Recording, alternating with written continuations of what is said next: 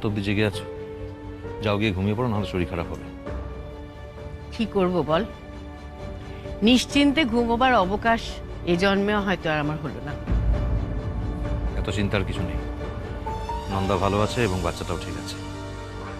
আর আনন্দী কেমন আছে?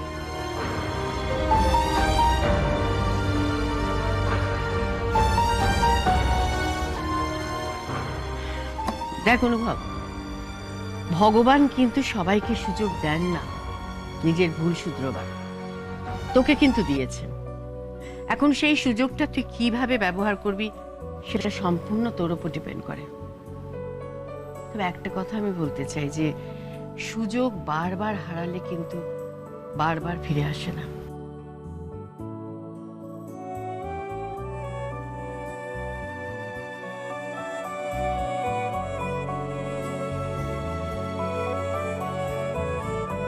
Thank God, thank you so much Shounak, আপনি সময় মতন পৌঁছে গেছিলেন, নইলে যে কি হতো।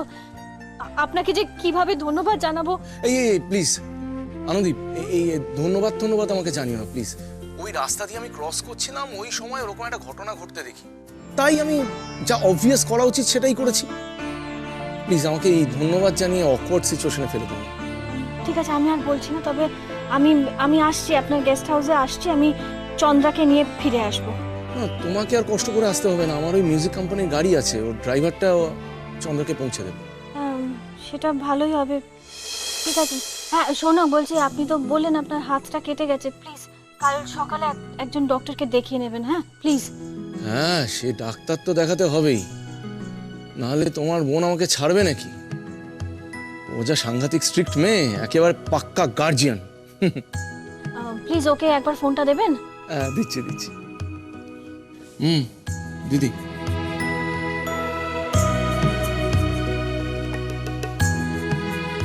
হ্যালো। শোন না, তুই একা ফিরতে পারবি না আমি যাব? না না দিদিভাই, তোকে আসতে হবে না, আমি পারবো, আমি ঠিক পারবো। ঠিক আছে, তাহলে আমি বাড়িতে ফোন করে বলে দিচ্ছি, তুই তাড়াতাড়ি বেরো ওখান থেকে, ঠিক আছে? বলছি দিদিভাই, সৌনকদার না খুব লেগেছে জানিস, আমাকে বাঁচাতে গিয়ে হাতটা অনেকটা কেটে গেছে। হ্যাঁ আমি শুনেছি, আমি সৌনককে বলেছি কাল একজন ডক্টর দেখিয়ে নিতে। তুই বেশি চিন্তা করিস না, তুই এবার বেরো ওখান থেকে, হ্যাঁ তাড়াতাড়ি বেরো, কেমন?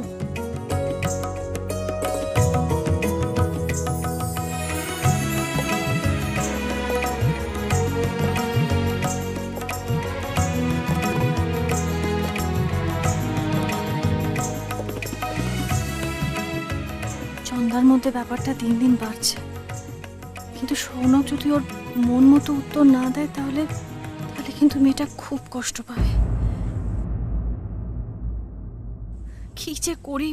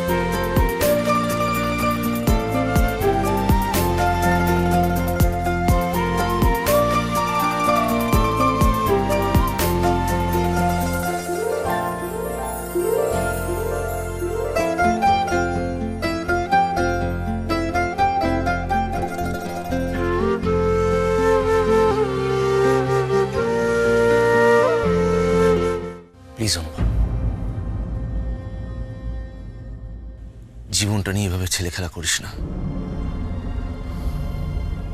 তোরা মেড ফর ইচ আদার। তোদের এরকম আলাদা আলাদা দেখতে ভালো লাগে না আমার। অনুভব, তুই নিজে ভালো করে জানিস তোরা একে অপরকে ছাড়া শূন্য, কিচ্ছু না। তুই নিজে জানিস না সেটা? Please.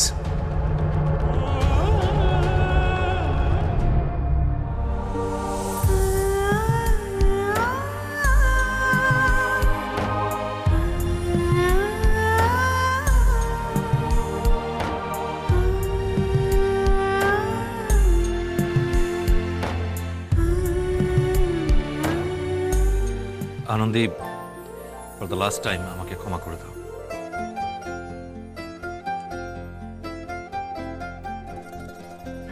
Anandi, for the last time please আমাকে ক্ষমা করে দাও, শেষবারের মতো। আমি জানি আমি ভুল করেছি, আমি অন্যায় করেছি তোমার উপরে সন্দেহ করে। শেষবারের মতো আমাকে ক্ষমা করে দাও, কথা দিচ্ছি আর কখনো এরকম হবে না। I promise.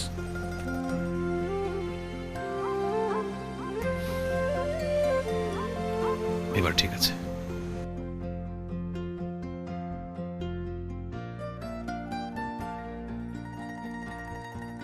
আরে এত ভাবনার কিছু নেই, আমি তো আছি।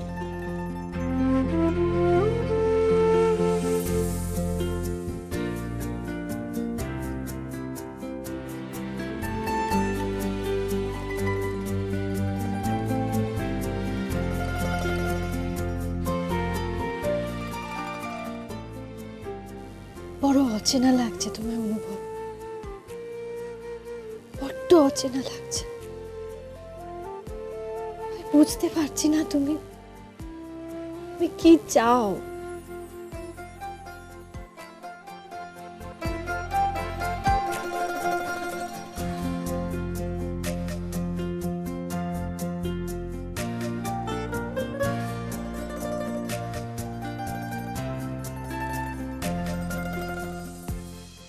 নন্দা, ওই যে রুমটা কিন্তু একবার দেখে নিস, কেমন? বেরোনোর আগে চেক করে নিস। কি হয়েছে? এই তো এইদিকে। মা মা, হ্যাঁ মা বলো, মা বলো। অন্তত একটা বছর বেরোতে দিন, তারপর তো মা বলবে। না না, আমরা অতদিন অপেক্ষা করতে পারবো না, তাই না? আমরা অতদিন অপেক্ষা করতে পারবো না, আমরা তার আগেই বলবো। আমরা 3 মাসের মাথায় মা বলবো। আমি ওকে এমন প্র্যাকটিস করাবো, ও 3 মাসের মাথায় মা বলবো। বলবো তো আমরা, বলবো তো। শোন না, বলছি আমি একটু রিসেপশনে যাচ্ছি, ওই পেমেন্টের বিষয়টা একটু ক্লিয়ার করে আসি। হ্যাঁ, তুই থাক এখানে, রুমটা চেক করে নিস, কেমন? এই দিদি দিদি দিদি শোন না, অনুভবদা যদি এবারে ক্ষমা চায় তোর থেকে, প্লিজ মাই রিকোয়েস্ট, ক্ষমা করে দে, আর টানিস না ব্যাপারটাকে, প্লিজ দিদি। আমি একটু আসি। হ্যাঁ, আসি। কিছুতেই আমার কথা শুনবি না।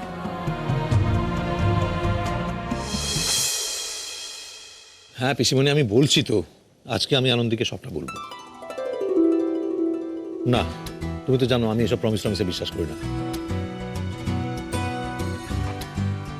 আচ্ছা ঠিক আছে, প্রমিস হয়েছে, রাখছি এবারে। ম্যাডাম, একটু ওই ডিউ অ্যামাউন্টটা একটু চেক করে নেবেন। নিচ্ছি, কিন্তু ভিজিটার্স কার্ডটা দিতে হবে। হ্যাঁ ম্যাম।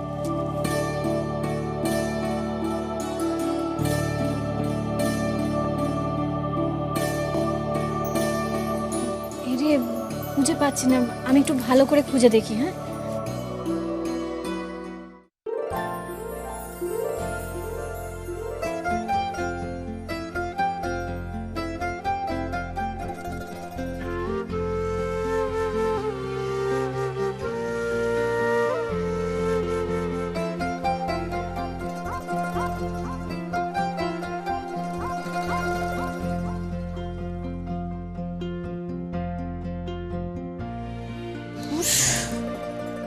কোথায় রাখলাম কে জানে।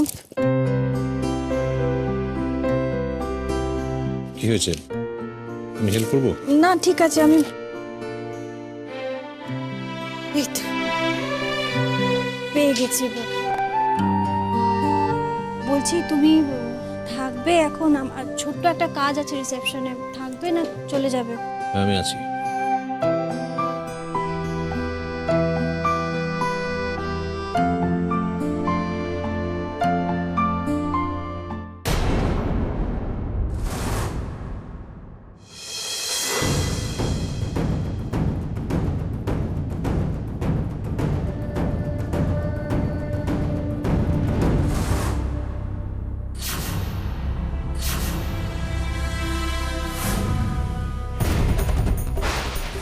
Divorce paper? Anandi divorce paper ব্যাগে নিয়ে ঘুরছে? এত দূর ভেবে ফেলেছে ও?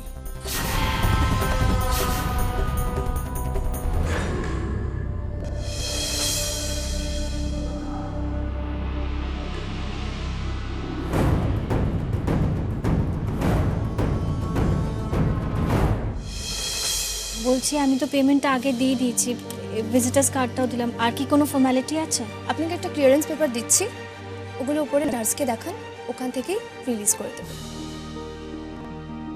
Okay madam.